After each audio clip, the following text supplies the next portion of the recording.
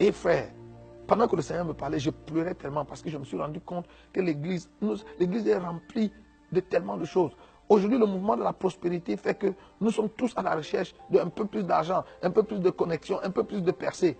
Et nous avons perdu de vue le Seigneur. Et le Seigneur m'a dit, Nyango, ne te laisse pas séduire par le grand nombre de personnes que tu vois qui affluent à l'église. La grande majorité de ces personnes ne viennent pas à l'église pour me chercher. Ce n'est pas moi qu'elles cherchent. Elles viennent pour chercher les choses que je donne. Elles ne veulent pas avoir une relation avec moi. Ce qui les intéresse, c'est les choses que je donne. Et j'ai dit, ah Seigneur. Et le Seigneur m'a dit, c'est comme ça l'état de l'église aujourd'hui. Le cœur des gens qui viennent dans nos églises est rempli de tellement d'envie. La plupart des gens qui viennent dans les églises ne viennent pas parce qu'elles veulent rencontrer Dieu. Elles viennent parce qu'elles veulent se marier, elles veulent voyager, elles veulent travailler, elles veulent avoir des enfants, elles ont des problèmes de santé, elles viennent pour être guéries. Et c'est ça qui explique même aujourd'hui que les gens vont d'église en église. Parce qu'ils cherchent la pharmacie où il y a le bon produit. La Bible dit que Paul vivait dans une crainte. Il dit, je traite durement mon corps et je le tiens assujetti, de peur qu'après avoir prêché aux autres, je sois moi-même rejeté. Si Paul pouvait vivre avec la crainte de rater le ciel, qui sommes-nous, frères et sœurs? Quand j'ai vécu cette expérience, j'ai compris ce que l'apôtre Paul disait aux Galates. Il leur a dit, travaillez à votre salut avec crainte et tremblement. La question du salut de nos âmes est une question fondamentale, frères et sœurs. On ne peut pas badiner avec, on ne peut pas jouer avec. Et le Seigneur m'a dit, Judas, c'est écrit dans ta Bible, il est connu comme le fils de la perdition. Et même dans l'évangile de Jean au chapitre 13, le Seigneur Jésus l'a appelé un démon. Mais Judas, malgré son statut de fils de perdition et son statut de démon, a fait les miracles. Donc le Seigneur m'a dit, ne te laisse pas séduire par les miracles. Demande à l'église de prier pour avoir le discernement. Frère, il est possible qu'on soit dans l'église toute notre vie et qu'on rate l'enlèvement, qu'on rate le ciel.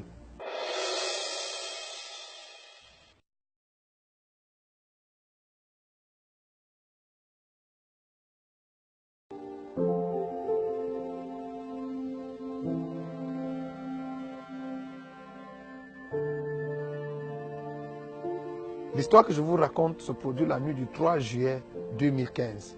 Après que nous ayons été dans un temps de prière et de jeûne, depuis avril 2012 que nous avons commencé à prier et à chercher Dieu, le Seigneur m'a divinement averti d'aller à Ashland. Ashland, c'est un camp de prière qui se trouve aux États-Unis, en Virginie. Et je n'avais jamais été à cet endroit, je ne connaissais même pas cet endroit, je n'avais jamais entendu parler. Même comme j'avais été déjà aux États-Unis plusieurs fois, et même en Virginie plusieurs fois, le Seigneur, par son esprit, m'a demandé d'aller à cet endroit parce qu'il voulait me parler. J'ai pris des renseignements et je me suis retrouvé à cet endroit. Et cette nuit donc, du 3 juillet, pendant que nous étions dans le tabernacle, le soir, à l'heure de la prière, l'adoration, je me suis entendu dire une prière que je n'avais pas préméditée. Et la prière c'était une prière d'enfant. Et je me suis entendu dire, Seigneur, depuis que je marche avec toi et depuis que je te sers, tu ne m'as jamais fait voir où tu habites. Et dès que j'ai dit cette parole, j'ai été enlevé en esprit. Je me suis écroulé à l'hôtel où j'étais tenu et je me suis retrouvé en train de marcher avec un ange qui me conduisait. Nous montions des marches, nous avions comme un escalier devant nous et nous montions des marches. Et nous sommes montés, nous sommes montés bien haut et nous sommes arrivés devant un grand portail blanc. L'ange qui me conduisait, quand il s'est approché du portail, comme devant une porte automatique, la porte s'est ouverte, l'ange est entré et je suis entré après lui et le portail s'est refermé derrière moi. C'est quand je suis entré, quand le portail s'est refermé derrière moi, que je me suis rendu compte que j'étais en train d'entrer au ciel. Ce soir-là, nous avions un couple d'amis qui était venu de New York et qui était venu nous rendre visite à ce camp. Et quand je suis entré par le portail, le Seigneur a ouvert les yeux de son épouse, de l'épouse de cet ami, et elle m'a vu entrer dans le ciel, et elle a dit à mon épouse, je viens de voir ton mari entrer dans le ciel. Donc, c'est comme ça que l'histoire commence. Je me retrouve donc dans le ciel, sur cette rue pavée d'or. Frère, quand la Bible dit que les rues au ciel sont pavées d'or, ce n'est pas une figure de style, ce n'est pas juste une façon de parler, c'est la vérité. Je me suis retrouvé sur cette rue et je marchais avec l'ange qui me conduisait. Ce qui est intéressant, c'est que nous ne marchions pas comme on marche sur la terre, en faisant un, deux, en soulevant les pas. J'avais l'impression qu'il y avait sous mes pieds un tapis roulant qui nous faisait glisser. Et on avançait. Et de part et d'autre de la rue, il y avait une belle cité, de belles maisons. De maisons tellement belles que je n'en ai jamais vues sur la terre. Même bien que j'ai voyagé un peu partout dans le monde et que j'ai visité parmi les coins les plus chics de la terre que j'ai visités, j'ai rien vu, jamais rien vu d'aussi beau. De belles maisons. La verdure, le gazon était d'un vert différent de ce que nous connaissons ici. Les fleurs étaient tellement belles qu'à l'intérieur des fleurs, vous pouviez voir la vie couler dans les fleurs. Et nous avons marché avec l'ange comme ça sur 200 mètres. J'étais curieux, je regardais de gauche à droite. Je me disais que j'allais voir des gens, mais la cité était terminée, les maisons étaient bien construites, elles étaient fermées et elles n'étaient pas habitées. Donc au bout de 200 mètres, à un moment donné, c'est comme si le tapis qui nous faisait rouler s'est arrêté. Et j'avais l'impression d'avoir en face de moi une voiture qui m'avait mis les pleins phares dans les yeux et qui m'éblouissait. La lumière était tellement vive que j'ai fermé mes yeux, j'ai baissé la tête et j'ai dit à l'ange qui me conduisait, est-ce que tu peux demander au chauffeur de la voiture en face de baisser ses phares parce qu'il m'éblouit. Et l'ange m'a dit, Nyangok, ce que tu as en face de toi, ce n'est pas une voiture. Tu es devant la salle du trône. Et la lumière que tu as dans les yeux, c'est le reflet de la gloire de Dieu. Et j'ai été pris de peur. Alors je lui ai demandé, qu'est-ce qu'il faut que je fasse?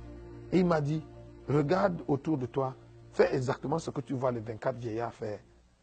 Alors j'ai courbé ma tête, j'ai ouvert les yeux.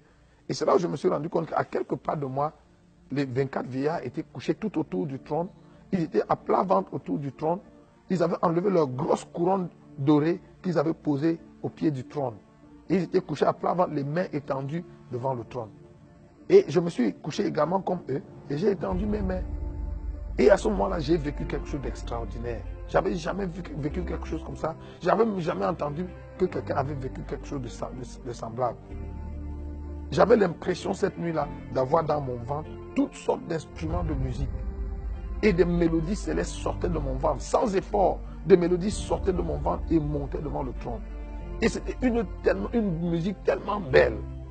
Au grand bruit qui se faisait autour du trône, on pouvait dire aisément que nous étions des millions et des millions de personnes qui adoraient Dieu autour du trône ce soir.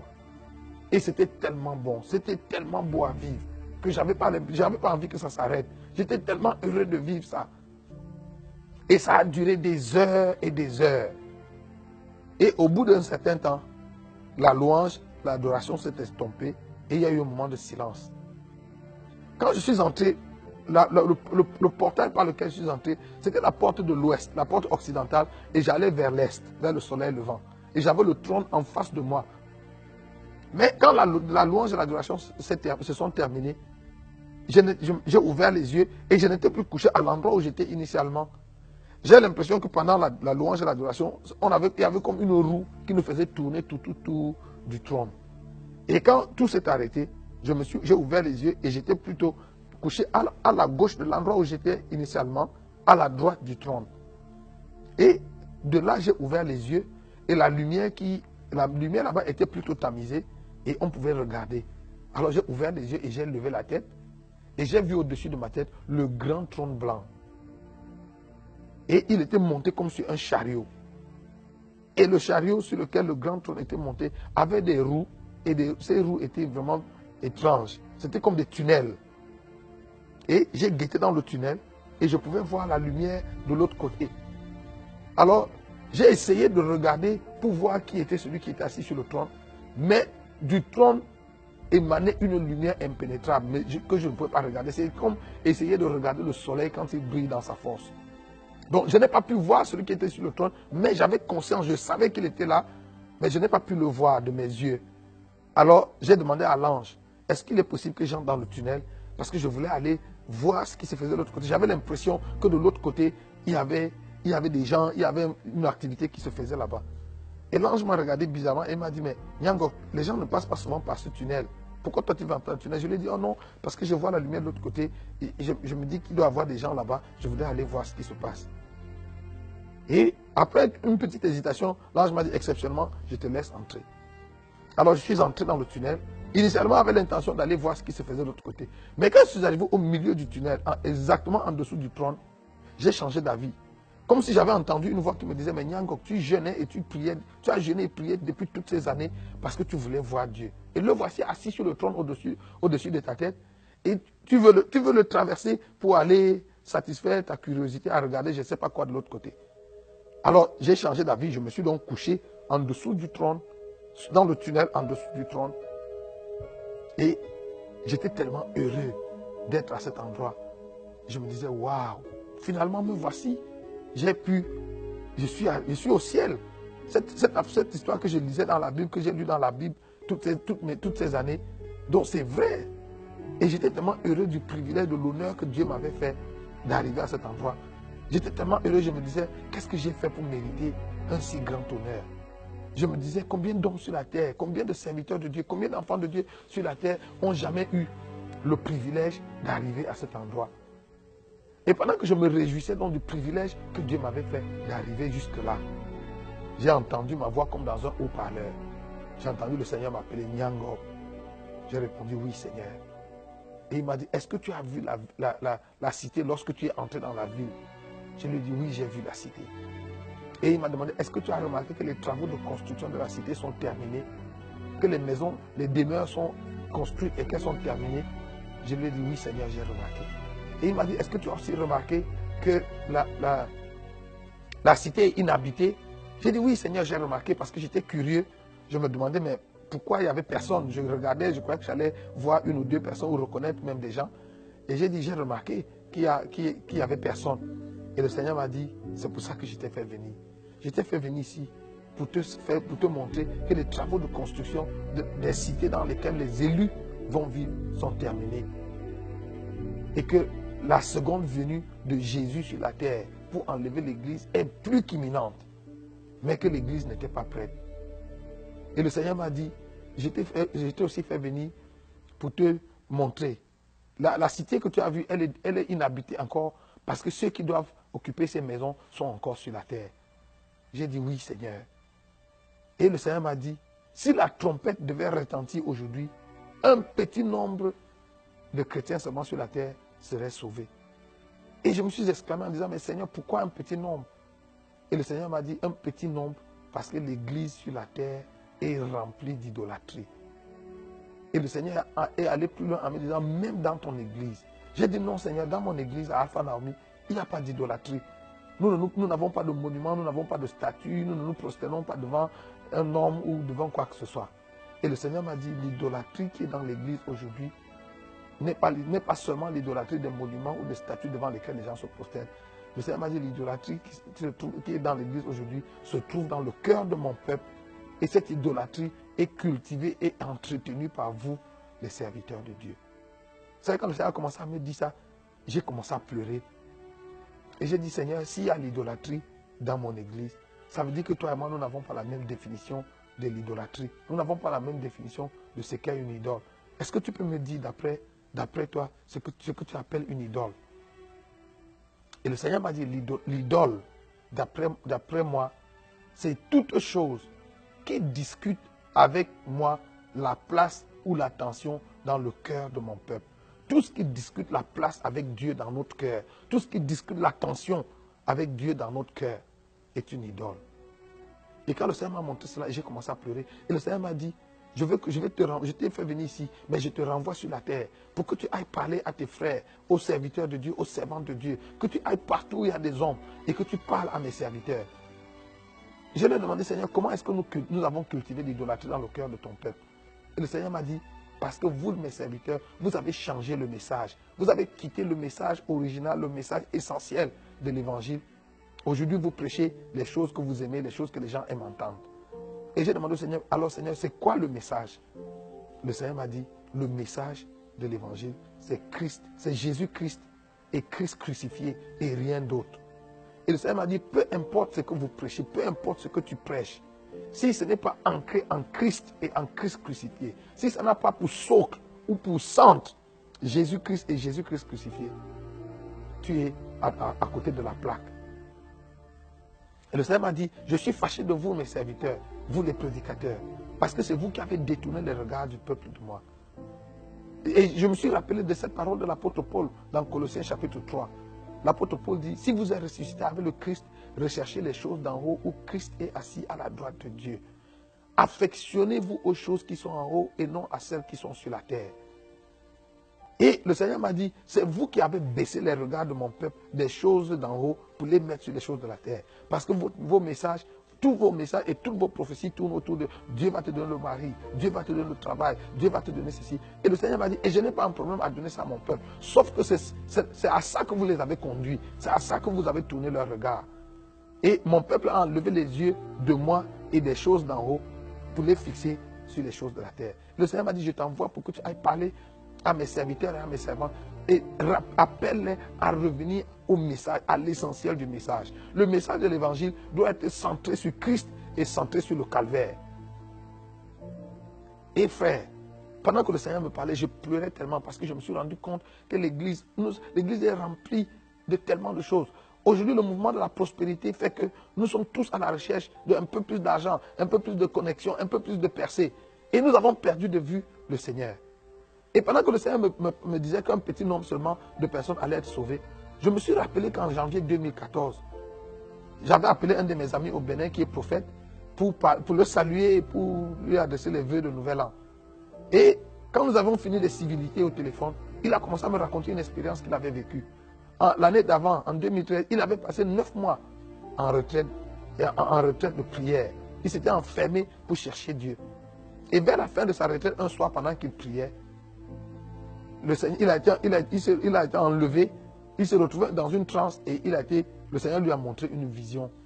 Et le Seigneur lui a montré en vision la fin des temps. Le Seigneur avait rassemblé les habitants de la terre à un coin et le royaume des cieux était de l'autre côté. Et entre la terre et le royaume des cieux, il y avait un pont, comme une passerelle. Et en dessous de ce pont, il y avait les temps ardents de feu. Et d'après la vision qu'il a eue, le Seigneur faisait l'appel, il appelait les hommes les uns après les autres. Et quand c'était votre tour, quand vous entendiez votre nom, vous veniez sur le pont. Et dès que vous montiez sur le pont, il y avait c'était comme un pont électrique qui vous faisait avancer sans que vous fassiez un effort. Et le Seigneur commençait à vous raconter l'histoire de votre vie. Et plus le Seigneur vous parlait des choses que vous aviez faites sur la terre, plus vous avanciez graduellement vers le royaume des cieux. Et si le Seigneur finissait de parler et que vous n'aviez pas traversé, le pont s'ouvrait et vous tombiez dans le feu. Et il me dit que les 1000 premières personnes qui ont été appelées, 2 seulement sont entrées dans le royaume des cieux. Et il était la 1001e personne que le Seigneur a appelée. Et quand le Seigneur l'a appelé, le Seigneur lui a dit, lui a donné son nom, tu es prophète, tu as voyagé dans les nations du monde, tu as implanté les églises, tu as prêché dans les conférences, dans les campagnes d'évangélisation, dans les croisades, dans les séminaires, ainsi de suite. Tu as fait toutes ces choses pour moi. Et il répondait, oui Seigneur, oui Seigneur. Et il avançait, et il avançait. Et il dit qu'il était à 2 pas de franchir le pont pour entrer dans le royaume des cieux quand le Seigneur lui a dit, malheureusement, toutes ces choses, tu les faisais pour toi et non pour moi. Et le pont s'est ouvert et il est tombé dans le feu. Et c'est à ce moment qu'il est sorti de la vision. Et quand il est sorti de cette vision, le Seigneur a commencé à lui parler de la seconde venue de Jésus et de la fin des temps qui était proche. Donc, il me raconte la vision et il me l'a raconté en pleurant au téléphone. Et il m'a dit, mon frère Pierre, il faut qu'on commence à prêcher le retour du Seigneur, qu'on commence à préparer l'église au retour du Seigneur. Il dit, le Seigneur m'a montré l'enlèvement, le Seigneur m'a montré la fin des temps. Et le Seigneur m'a montré que moins de 2% des chrétiens seulement sur la terre vont être sauvés. Quand il me l'a dit ce jour-là, dans ma pensée, je me suis dit, ah, frère, je comprends que pas beaucoup de gens vont être sauvés, mais de là à dire que moins de 2%, je me disais que même un dixième, même la dîme, ou même 20%, moins de 2%, en tout cas le chiffre me paraissait trop peu, trop petit. Alors, mais je ne le lui ai pas dit, ça c'était ma réflexion, et puis j'étais à mon épouse, on a écouté, il nous a raconté la vision qu'il avait eue, et puis après on a commenté, on a dit, ah bon, vraiment, il faut qu'on se prépare vraiment pour le retour du Seigneur, mais 2%, moi je ne suis pas sûr. Donc ce jour-là, pendant que j'étais couché dans le tunnel, et j'ai demandé au Seigneur, mais pourquoi un petit nombre? Alors que dans toutes les nations, il y a des églises qui poussent, des grandes églises qui poussent, et des milliers de gens, beaucoup plus de personnes viennent dans les églises pour prier, pour te chercher. Et le Seigneur m'a dit, Nyango, ne te laisse pas séduire par le grand nombre de personnes que tu vois qui affluent à l'église. La grande majorité de ces personnes ne viennent pas à l'église pour me chercher. Ce n'est pas moi qu'elles cherchent. Elles viennent pour chercher les choses que je donne. Elles ne veulent pas avoir une relation avec moi. Ce qui les intéresse, c'est les choses que je donne. Et j'ai dit, ah Seigneur, mais quand ces gens viennent quand même prier et te demander ces choses, tu le leur donnes. Et le Seigneur m'a dit, oui, je le leur donne parce que je suis un Dieu généreux. Et il m'a dit, Nyangok, ne te trompe pas, je ne donne pas qu'aux chrétiens. Je donne aux chrétiens, je donne aux musulmans, je donne aux bouddhistes, je donne aux païens, je donne aux athées. Je fais lever mon soleil sur les justes et sur les méchants, je fais pleuvoir sur les justes et sur les méchants. C'est vous les prédicateurs qui avez donné l'impression que Dieu ne donne qu'aux chrétiens. Et que quand Dieu nous donne les choses que nous lui demandons, c'est la preuve que Dieu est d'accord avec nous, que Dieu approuve de notre façon de vivre. Le Seigneur m'a demandé, Nyangok, est-ce que tous les hommes riches de la terre que tu connais sont des chrétiens? Je lui ai dit non. Il m'a dit, dans ton pays, tous ceux qui sont au pouvoir, ceux qui gouvernent, ceux qui dirigent ton pays, est-ce qu'ils sont tous des chrétiens? Je lui ai dit non. Et il dit, mais est-ce que ce n'est pas écrit dans ta Bible que toute autorité vient de Dieu? J'ai dit, oui, c'est écrit comme ça. Et le Seigneur m'a dit, c'est moi qui leur ai donné le pouvoir. C'est moi qui les ai rendus riches. Ils voulaient la richesse, je leur ai donné la richesse. Ils voulaient le pouvoir, je leur ai donné le pouvoir. Mais pour autant, ils ne sont pas mes enfants. Ils ne sont pas en règle avec moi. Et s'ils meurent dans l'état où ils sont, et s'ils ne se réconcilient pas avec moi, s'ils ne se répandent pas, ils vont aller en enfer, bien que pendant leur vie sur la terre, je leur ai donné argent, pouvoir, ainsi de suite. Et là, j'ai commencé à pleurer. Et le Seigneur m'a dit, dans ma nature de Dieu généreux, je sais partager. Et le Seigneur m'a montré un texte. Je suis sûr que j'avais déjà lu ce texte en passant, mais ce jour-là, ce texte a pris une autre dimension. Le texte, c'est Exode 34, verset 14. Le texte dit, tu ne te prosterneras pas devant un autre Dieu, ou tu n'adoreras pas un autre Dieu, car l'Éternel, ton Dieu, porte le nom de jaloux. Il est un Dieu jaloux. Frère, je connaissais les noms de Dieu, mais je ne savais pas que Dieu portait le nom, qu'il n'était pas seulement jaloux, mais qu'il portait le nom de jaloux. Et le Seigneur m'a dit, dans ma nature de Dieu jaloux, je ne sais pas partager. Je ne sais pas cohabiter. Dès qu'il y a une situation de cohabitation ou de partage dans le cœur d'un de mes enfants, entre moi et quelque chose d'autre, je cède la place à cette chose et je me retire sur la pointe des pieds. Et pendant que le Seigneur me disait cela, je comprenais pourquoi, je comprenais cette citation qu'on a souvent utilisée à l'église et qui dit, si Jésus n'est pas Seigneur de tout, il n'est pas Seigneur du tout. Vous savez, Jésus est comme un enfant capricieux. Vous connaissez les enfants capricieux ou les fils uniques. Il veut que maman lui donne tout. Si maman lui donne un beignet, alors qu'il voulait avoir deux, il ne prend pas, il jette le beignet. Je me rendais compte que le Seigneur est un peu comme ça. Si vous ne lui donnez pas, Jésus ne veut pas 80% ou même 95 ou 99% de notre cœur. Il veut notre cœur à 100% et il ne veut pas le partager. Il me dit, dans ma nature de Dieu jaloux, je ne sais pas partager. Et dès qu'il y a une situation de partage, je cède la place et je me retire sur la pointe des pieds. Et pendant que le Seigneur me parlait, il m'a montré un frère que je connais, un serviteur de Dieu, qui est actif dans le ministère. Il m'a dit, regarde ce frère. Tu le connais? Non, j'ai dit oui, je le connais. Il m'a dit, regarde son cœur. Et pendant que le Seigneur me parlait, j'ai vu le frère devant moi et il était transparent à mes yeux. Et j'ai regardé dans son cœur et son cœur était rempli de toutes sortes d'ambitions, de toutes sortes de convoitises, d'envie des choses de cette terre. Son cœur était encombré de tout cela. Et le Seigneur Jésus était tenu derrière lui. Et le Seigneur m'a dit, tu as vu, son cœur est tellement plein de choses qu'il n'y a pas de place pour moi. Il y a longtemps qu'il s'est déconnecté de moi et il ne se rend même pas compte. Et le Seigneur m'a dit, je suis tenu derrière lui et depuis, je toque à la porte de son cœur, essayant de revenir. Et le Seigneur m'a dit, s'il ne se ressaisit pas et n'ouvre pas son cœur pour que je rentre, si la trompette retentit aujourd'hui et l'enlèvement se produit aujourd'hui, ce frère-là ne sera pas sauvé. Il ne sera pas enlevé. Et le Seigneur m'a dit, et dans l'église, il y a de nombreuses, ils sont de milliers et de milliers comme lui, qui sont à l'église, mais qui ont le cœur rempli de tellement de choses. Et le Seigneur m'a dit, en cela, Ésaïe a dit vrai, que ce peuple m'honore du bout des lèvres, mais son cœur est loin de moi. Et le Seigneur m'a demandé, Nyangok, est-ce que tu sais pourquoi Ananias et Saphira sont morts? J'ai répondu tout bêtement, oui, ils sont morts parce qu'ils ont menti au Saint-Esprit. Et le Seigneur m'a dit, fais attention, regarde encore le texte. Acte chapitre 5, verset 3. Et le texte est apparu devant moi. Et le texte dit, Pierre dit à Ananias, Ananias, comment le diable a-t-il pu remplir ton cœur au point que tu mentes au Saint-Esprit en retenant une partie de l'argent de la vente de ton terrain? Et le Seigneur m'a demandé, si le cœur d'un enfant de Dieu est rempli de Satan, la place de Dieu en lui est où? Et j'ai dit, ah Seigneur, ça veut dire que Dieu n'a pas de place en lui. Et le Seigneur m'a dit, C'est comme ça l'état de l'église aujourd'hui.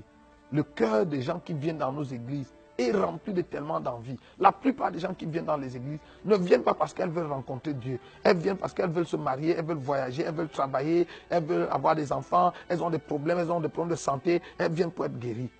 Et c'est ça qui explique même aujourd'hui que les gens vont d'église en église. Parce qu'ils cherchent la pharmacie où il y a le bon produit. Et quand ils ont trouvé le bon produit, ils l'achètent. Vous savez, à l'hôpital, quand les gens sont malades, ils vont à l'hôpital. Il n'y a personne qui habite l'hôpital. Les gens sont à l'hôpital seulement le temps qu'ils sont malades. Et dès qu'ils ont retrouvé la guérison, ils quittent, ils déménagent. Et aujourd'hui, nous voyons ce phénomène, ce phénomène migratoire dans les églises. Des gens qui vont d'une église à une autre. Ce n'est pas Dieu qu'ils cherchent. Ils cherchent la recette, ils cherchent la solution à leurs problèmes. Et dès qu'ils l'ont trouvé, oh, c'est fini. Le Seigneur m'a dit pour te montrer qu'il y a l'idolâtrie dans l'église. Partout où tu vas partager ce témoignage, demande aux chrétiens d'examiner leur vie de prière. Et le Seigneur m'a dit, sur 10 choses que le chrétien moyen sur la terre demande à Dieu chaque jour, 9,5 sont les choses de la terre. 9,5 sont des choses qu'il veut pour lui-même, pour les brûler, pour les utiliser dans sa vie. Très peu. Ils sont un très petit nombre de chrétiens sur la terre qui viennent dans ma présence au quotidien parce qu'ils veulent me rencontrer, parce qu'ils veulent parler avec moi, parce qu'ils veulent communier avec moi, parce qu'ils veulent entretenir une relation avec moi. Frère, pendant que le Seigneur me parlait, je sentais le cœur de Dieu brisé. Vous savez, est-ce qu'il vous est déjà arrivé d'être amoureux, de tomber amoureux de quelqu'un ou d'aimer quelqu'un qui ne vous aime pas en retour? Est-ce que vous savez le sentiment que ça fait d'aimer quelqu'un qui ne vous aime pas? Ou alors d'être avec quelqu'un qui ne vous aime que à cause des choses que vous lui donnez? Ceux qui sont mariés savent, dans certains foyers, il y a des maris ou des femmes, des époux qui aiment leur conjoint, qui les aiment à mourir, mais leur conjoint n'a pas de temps pour eux. C'est exactement ce que l'Église fait à Dieu. Le Seigneur nous aime, il nous aime d'un amour profond, il nous aime d'un amour éternel. Mais nous ne l'aimons pas en retour. Ce que nous aimons chez lui, tout ce que nous voulons, c'est les choses qu'il nous donne. Nous voulons qu'il exauce nos prières, qu'il nous donne l'argent, qu'il nous donne le voyage, qu'il nous donne le travail, qu'il nous donne les voitures, qu'il nous donne les maisons, qu'il nous donne ces choses. Et nous n'avons presque pas de temps à passer avec lui. Nous n'avons pas de temps à lui consacrer. Et pendant que le Seigneur me parlait, je sentais son cœur brisé. Et le Seigneur m'a dit, je veux que tu ailles parler à mon église, que tu ailles ramener mon église vers moi. Et le Seigneur m'a dit, vous les prédicateurs, c'est vous qui avez éloigné le peuple de moi. Et pendant que le Seigneur me parlait, il m'a montré un prédicateur qui est en train de prêcher. Il dit, regarde ce pasteur, depuis qu'il prêche, ça fait plus de 30 minutes qu'il prêche, il ne parle pas de moi. Les regards du peuple sont tournés vers lui et non vers moi. Et pendant que je regardais dans ce frère, il était en train de prêcher. Il était en train de prophétiser. Je prophétise que si tu dis Amen, ta percée va venir dans 24 heures. Si tu donnes une offrande, il disait ces choses que nous entendons régulièrement dans les églises. Et le Seigneur a dit, tu vois, ça fait 30 minutes qu'il parle. Et il tourne les regards du peuple vers les choses qu'ils vont avoir. S'ils disent Amen, s'ils se connectent, s'ils donnent une offrande. Mais il ne tourne pas les regards du peuple vers moi. Je suis là, mais il n'amène pas le peuple à me voir. Le Seigneur a dit, vous mes serviteurs, je vous ai appelés, je vous ai envoyés pour que vous tourniez les regards du peuple vers moi et non vers vous. Ce que vous avez fait aujourd'hui, c'est que vous avez tourné les regards du peuple vers vous. Et c'est vrai. Vous savez, aujourd'hui, nous faisons tellement la promotion de notre personne, de nos ministères, de nos onctions, que dans la pensée de nos fidèles, ils ne voient plus Dieu. C'est l'homme de Dieu qu'on voit. Et le Seigneur m'a dit, il est temps que vous retourniez les regards du peuple vers moi. Ramenez le peuple à moi et non à vous. Ça, le Seigneur a commencé à me parler de l'idolâtrie dans l'église. Il m'a dit, certains d'entre vous prédicateurs, quand vous vous tenez sur le pupitre pour prêcher, vous passez le temps à parler de vous, de vos chaussures, de combien votre chaussure a coûté, de combien votre costume a coûté, votre montre, votre voiture, et je ne sais pas de quoi d'autre. Le Seigneur m'a dit, est-ce que tu sais qu'il n'y a aucun homme sur la terre qui fera le ministère autant que je l'ai fait en mon temps? J'ai dit oui, Seigneur. Et il dit, est-ce que tu as remarqué que nulle part dans les évangiles, je n'ai moi-même fait aucune allusion ni à mon vêtement, ni à mes chaussures, ni à la maison dans laquelle j'habitais, ni à rien d'autre. J'ai dit oui, Seigneur. Et je lui ai demandé pourquoi. Il m'a dit parce que ça ne faisait pas partie du message. Frères et sœurs, est-ce que vous vous rendez compte? Et c'est ce jour-là que je me rendais compte que Jésus n'était pas vêtu de haillons. Hein. Les habits que Jésus portait étaient la griffe, c'était des habits, le haut de gamme de son époque. Mais c'est le jour où Jésus est mort que nous avons tous su que Jésus ne s'habillait pas, il ne mettait pas sur lui n'importe quel habit. Et il était si somptueusement vêtu et il n'en a jamais fait allusion. Le Seigneur m'a dit, vos habits, vos voitures, vos maisons et tout ce que vous avez dans votre compte en banque n'a rien à voir avec le message de l'évangile. Et le Seigneur m'a dit, tout ça là, c'est ça qui contribue à cultiver l'idolâtrie dans le cœur de mon peuple. Parce que c'est à ça que vous braquez leur regard. Et ils s'engagent à courir après ces choses parce qu'ils se disent que s'ils les ont, c'est le signe que Dieu a avec eux. Frères et sœurs, le Seigneur a commencé à me montrer les églises. Et le Seigneur m'a dit, regarde, il m'a amené en Afrique, il m'a montré les églises d'Afrique, les églises d'Amérique, d'Europe, d'Asie. Certaines de ces églises étaient tellement grandes que du pupitre, vous pouviez à peine voir la fin de la foule. Et dans certaines de ces églises, des miracles se produisaient, des guérisons extraordinaires. Il y avait des signes et des produits qui se faisaient dans ces églises. Et le Seigneur m'a dit, regarde où je me trouve. Le Seigneur était tenu dehors. Il n'avait pas de place dedans. Et j'ai dit, Seigneur, comment des miracles de cette nature peuvent s'opérer dans une église où tu n'es pas? Le Seigneur m'a dit, oui, c'est écrit dans ta Bible. Au dernier jour, plusieurs viendront et diront, Seigneur, nous avons prophétisé en ton nom. Nous avons chassé les démons en ton nom. Nous avons guéri les malades en ton nom. Et je leur dirai, oui, vous avez fait tout cela, mais retirez-vous de moi, vous qui commettez l'iniquité, car je ne vous ai jamais connu. Le Seigneur m'a dit, c'est possible. Et il m'a dit, Nyango, fais attention afin de ne pas être séduit. Parce qu'aujourd'hui sur la terre, il y a beaucoup d'ouvriers d'iniquité qui sont des faiseurs de miracles. Et des foules nombreuses les suivent, mais ils les conduisent à la perdition. Le Seigneur m'a dit, ce n'est pas parce qu'un homme de Dieu fait des miracles et fait des guérisons qu'il est forcément de Dieu. C'est écrit dans la Bible que plusieurs faux prophètes viendront et ils feront tellement de grands miracles qu'ils feront même descendre le feu du ciel. Le Seigneur m'a dit, il faut que tu demandes à l'église de prier ardemment pour recevoir le don du discernement. Sinon, beaucoup de chrétiens, beaucoup d'élus vont être séduits, vont être entraînés par le mouvement de l'heure. Et le Seigneur m'a montré ces églises. Et j'ai dit, Seigneur, comment ça? Comment c'est possible? Et le Seigneur m'a dit, souviens-toi, lorsque les enfants d'Israël sont sortis d'Égypte, après la traversée de la mer Rouge, l'idolâtrie est entrée dans le camp d'Israël. Et Israël a commencé à murmurer contre Dieu et contre Moïse chaque jour, parce qu'ils se souvenaient des concombres et des oignons d'Égypte. Et Dieu, ils ont tellement provoqué la colère de Dieu que Dieu a juré dans sa colère que ce peuple n'entrera pas dans son repos. Et le Seigneur m'a dit, ce jour-là, quand j'ai juré que ce peuple n'entrera pas dans mon repos, je me suis retiré du camp d'Israël. Mais quand Dieu s'est retiré, frères et sœurs, il n'a pas enlevé la colonne de nuée et la colonne de feu. La colonne de nuée était les symboles, les artifices de la présence de Dieu qui les accompagnait dans le désert. Dieu a laissé les symboles de sa présence, les artifices de sa présence au milieu du camp d'Israël, mais lui-même n'était pas là. Souvenez-vous que c'est conduit par cette colonne de nuée et cette colonne de feu que les enfants d'Israël ont marché, ont tourné en rond pendant 40 années dans le désert jusqu'à ce qu'ils soient tous morts. Ils étaient dans cette présence, dans cette nuée qui symbolise la présence de Dieu, mais ils sont tous morts. Aucun d'eux n'est entré dans la terre promise. Et le Seigneur m'a dit, tu te souviens d'Élie? Dans 1 Roi chapitre 18, Élie était sur la montagne de Dieu. Et la Bible dit que Dieu a fait venir le feu. Et Élie a dit, certainement l'Éternel est dedans. Et l'Éternel n'était pas dans le feu. Et l'Éternel a fait venir le vent, a fait venir un tourbillon. Et l'Éternel n'était pas dedans. L'Éternel a même fait venir un tremblement de terre. Et l'Éternel n'était pas dedans. Ensuite, l'Éternel est venu dans une petite et douce voix. Et le Seigneur m'a dit, Nyango, fais attention. Tu peux avoir sur la terre un ministère de feu, un ministère de tourbillon et un ministère qui provoque des tremblements de terre et rater Dieu. Tu peux avoir ce ministère, on peut avoir un ministère de feu. Aujourd'hui, nous voyons ça dans les églises. Tout le monde crie le feu de Dieu. Et on peut avoir un ministère de feu et ne pas avoir Dieu. On peut avoir un ministère puissant sur la terre et rater Dieu. Vous savez, quand j'ai vécu cette expérience, c'est là où j'ai compris l'apôtre Paul.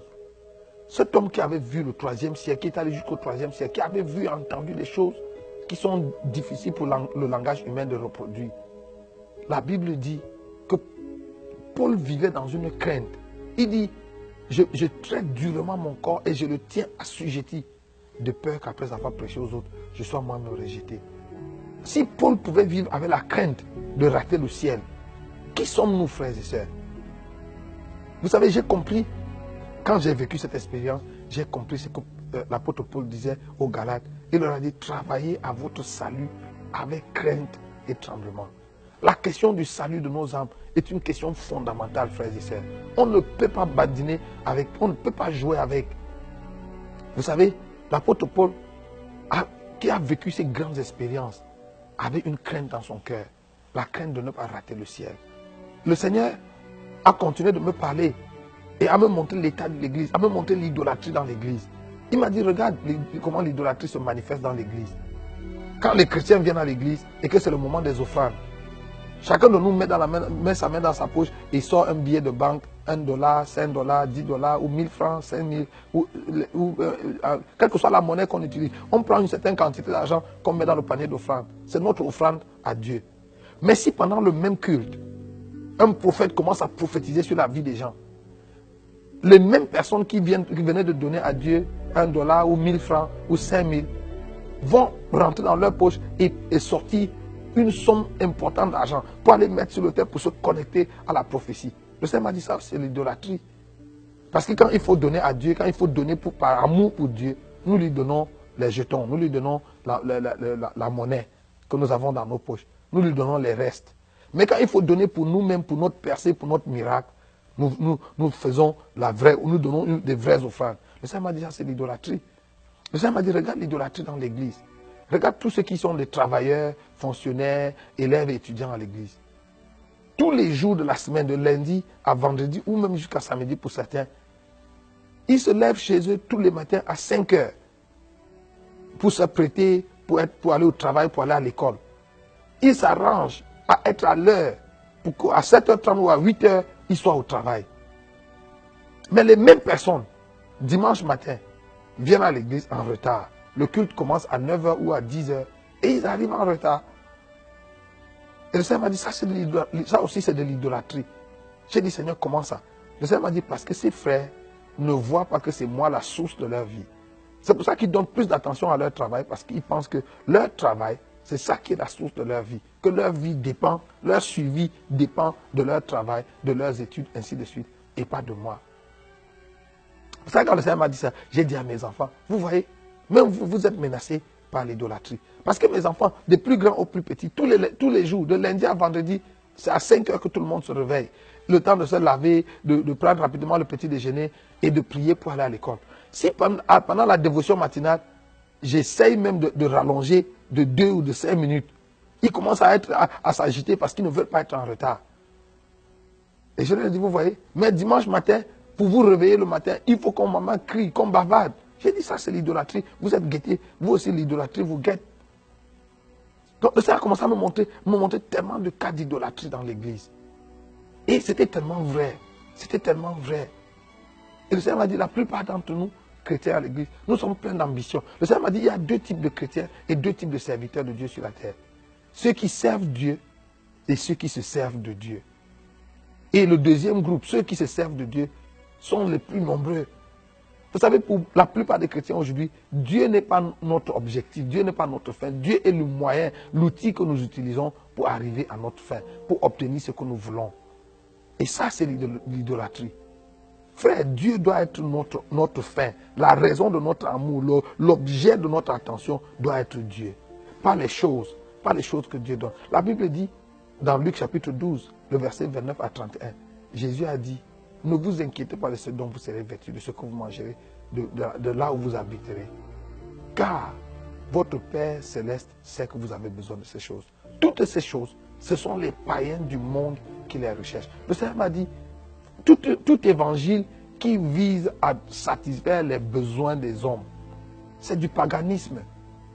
Vous savez, notre devoir en tant que serviteur de Dieu, ce n'est pas de pouvoir aux besoins des gens, de satisfaire les besoins des gens. Notre devoir en tant que serviteur de Dieu, c'est de conduire les gens à Dieu. Et c'est Dieu qui, en retour, pourvoit leurs besoins. Donc l'objet de nos recherches ne doit pas être de chercher le mari, le travail, ainsi de suite. Nous devons être engagés à chercher Dieu, à aimer Dieu, à nous attacher à Dieu. Et il a fait la promesse que si nous cherchons le royaume de Dieu et sa justice, toutes les autres choses pour lesquelles les autres meurent, pour les avoir, il nous les donnera gratuitement. Vous savez, parlant des miracles dans l'église, le Seigneur m'a dit, tu as vu Judas, il faisait partie des 70, quand Jésus les a envoyés, avec le pouvoir de guérir les malades et d'opérer les miracles.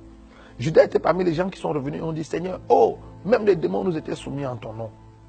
Et Jésus leur a dit, ne vous réjouissez pas de ce que les démons vous soient soumis. Réjouissez-vous plutôt de ce que vos noms soient inscrits dans le livre de vie. Le Seigneur m'a dit, je leur ai dit parce que même les ouvriers d'iniquité peuvent faire les miracles, peuvent faire que les démons se soumettent. Et Judas était parmi les disciples de Jésus, dans les mains de qui le pain s'est multiplié. Vous vous souvenez, Jésus, quand il a nourri les foules, il a béni le pain, l'a donné à ses disciples. Et c'est pendant que les disciples partageaient le pain que le pain s'est multiplié. Même dans les mains de Judas, le pain s'est multiplié. Et le Seigneur m'a dit, Judas, c'est écrit dans ta Bible, est connu comme le fils de la perdition. Et même dans l'évangile de Jean au chapitre 13, le Seigneur Jésus l'a appelé un démon. Mais Judas, malgré son statut de fils de perdition et son statut de démon, a fait les miracles. Donc le Seigneur m'a dit, ne te laisse pas séduire par les miracles. Demande à l'église de prier pour avoir le discernement. Frère, voilà le message que le Seigneur m'a donné. Le Seigneur m'a dit, je te renvoie pour que tu ailles parler à l'église. Que tu ailles demander à l'église de se préparer.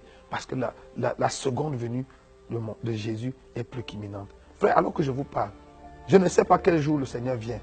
Je ne sais même pas en quelle année. Je ne sais pas combien de temps il nous reste. Mais la seule chose que je sais, c'est que les signes de son avènement se sont multipliés autour de nous. Si vous regardez autour de nous, regardez la société telle qu'elle va.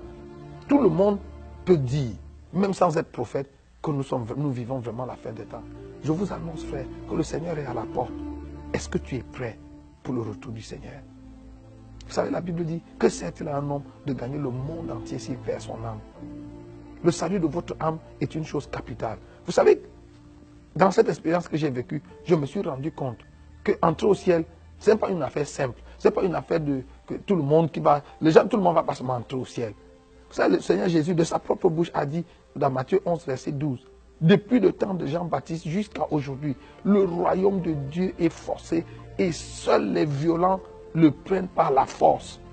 Donc le royaume de Dieu, ce n'est pas pour les gentlemen qui ont leurs mains dans la poche, qui marchent vers le ciel en sifflotant. Si vous devez entrer au ciel un jour, vous devez vous déterminer. Vous devez avoir une résolution ferme et travailler acharnement à votre salut. Encore que Jésus a dit que si votre œil est pour vous une pierre d'achoppement, ou si votre main est pour vous une occasion de chute, coupez-le, arrachez votre œil. Il vaut mieux pour vous d'entrer dans le ciel borgne, boiteux ou manchot, que d'avoir vos deux pieds et aller en enfer.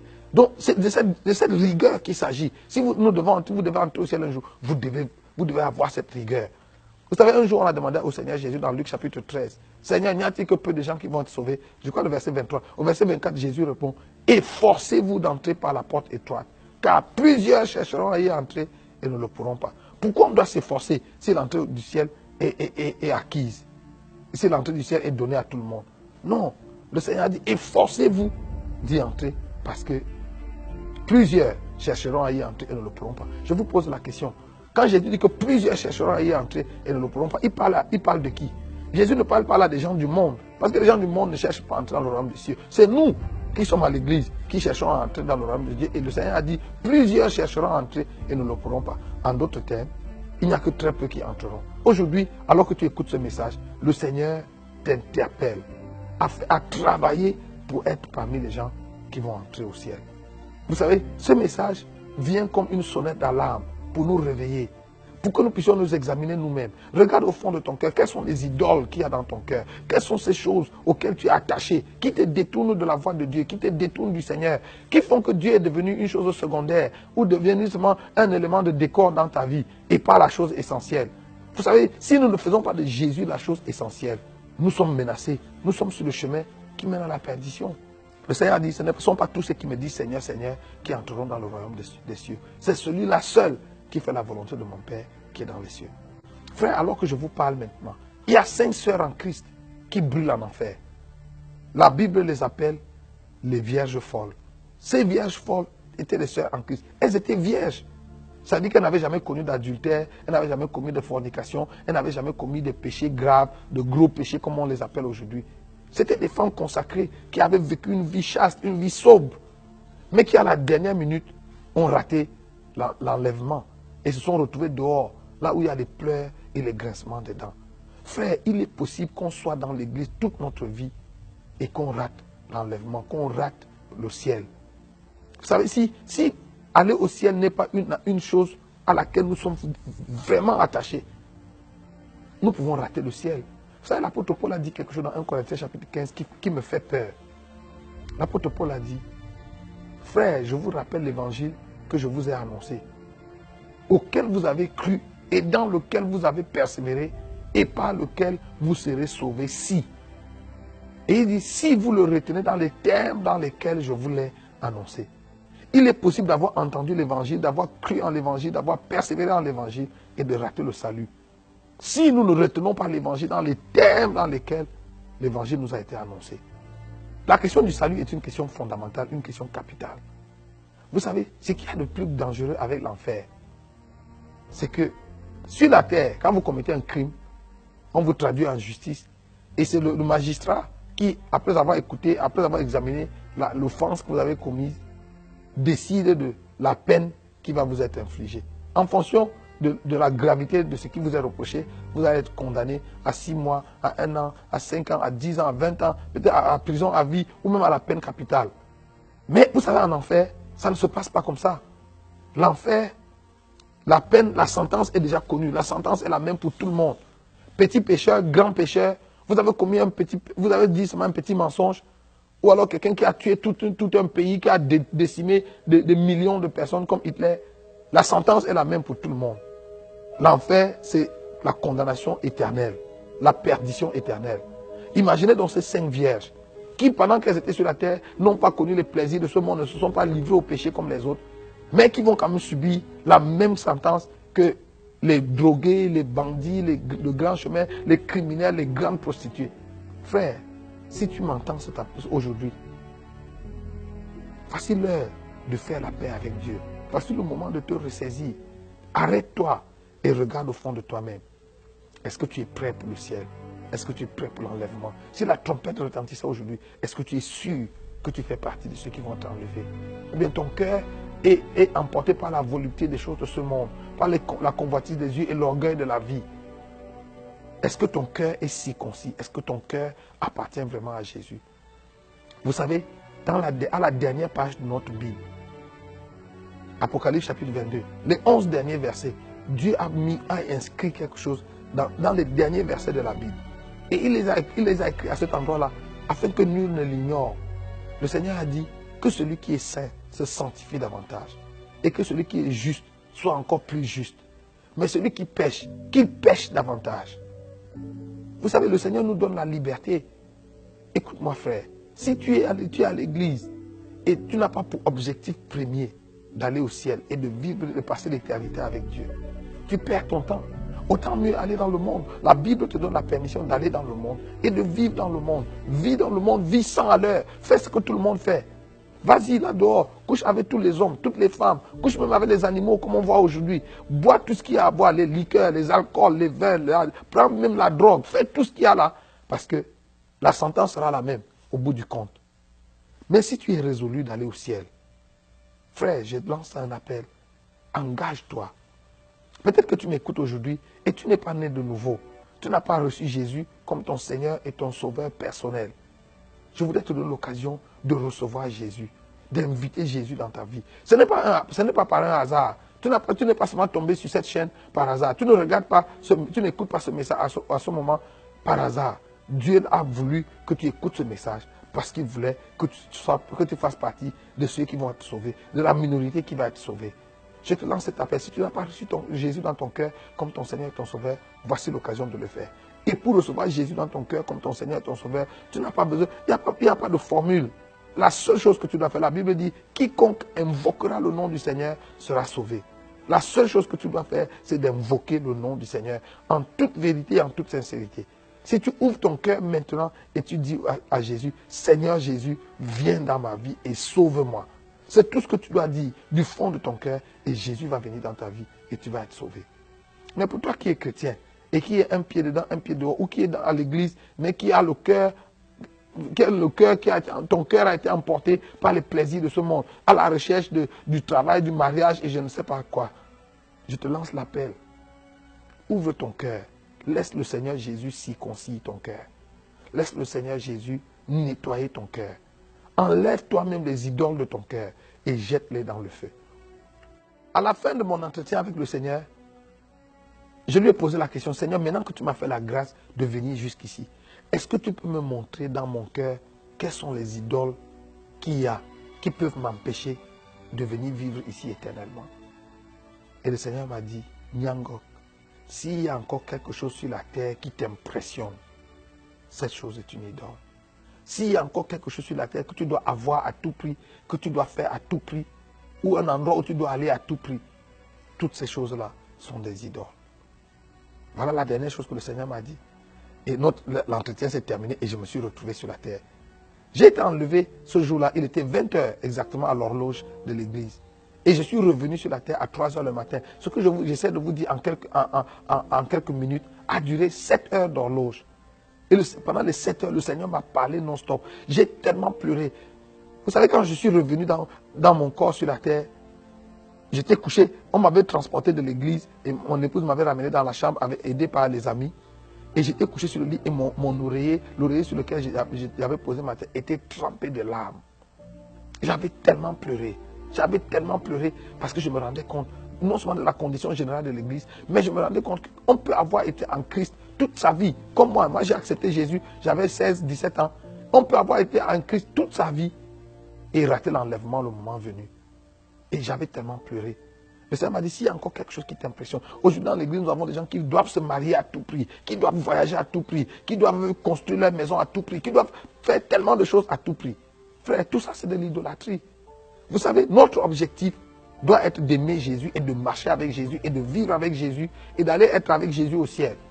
Si chemin faisant, il nous donne des voitures, il nous donne un mari, il nous donne une épouse, il nous donne des enfants, il nous donne l'argent, il nous donne ci ou ça, c'est bien. Mais s'il ne nous les donne pas, notre objectif ne change pas. Nous avons notre pensée résolue d'aller vivre avec Dieu au ciel. Vous savez, un jour, j'ai partagé ce message dans une conférence, dans une grande conférence au Cameroun. Et après ça, un pasteur est venu me voir pour me dire qu'il n'était pas d'accord avec le message que je prêche. Et parce que d'après lui, ce message ne vient pas de Dieu. Je lui ai dit, en tout cas, tu n'es pas obligé d'être d'accord. Mais je lui ai dit, si je te posais la question, pourquoi tu n'es pas d'accord, que me dirais-tu? Quelles sont tes raisons? Il me dit 2 raisons principales. La première raison, c'est que ce message fait peur aux gens. Quand les gens l'écoutent, ce message suscite la peur en les gens. Et pourtant, la Bible dit que Dieu ne nous a pas donné un esprit de peur.